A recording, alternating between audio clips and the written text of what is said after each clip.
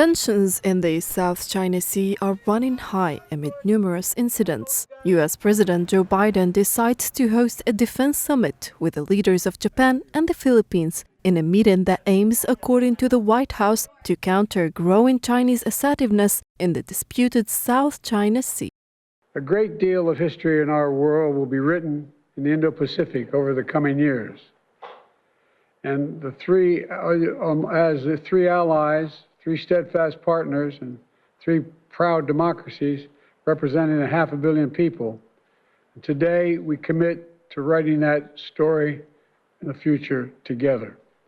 To building the Indo-Pacific that is free, open, prosperous, and secure for all. Experts suggest this first-ever trilateral summit risks further ratcheting up tensions in the Pacific. Hundreds of Filipino activists marched along the streets of Manila protesting against the summit and denouncing President Marcos for using the Philippines' assertion of sovereignty in the South China Sea to promote the geopolitical agenda of the US. The Trilateral Summit will lead to the installation of foreign military bases, intensified foreign military build-up, and it will also lead to the escalation of conflict in the West Philippine Sea and in Asia Pacific.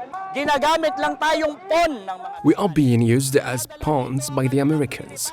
They are bringing their military here through the 9 Enhanced Defense Cooperation Agreement bases, which they are planning to increase to 22. They are concentrating their machinery here. Their bombs aircrafts all focused on China. What does this mean? This will bring danger to the Philippines and make us a target.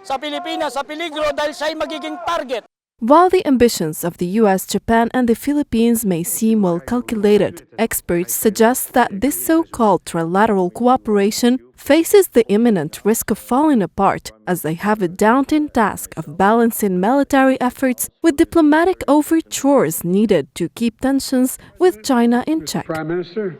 China has repeatedly warned against a Cold War mentality that divides the world into rival blocs, though the US maintains that it does not seek conflict with China.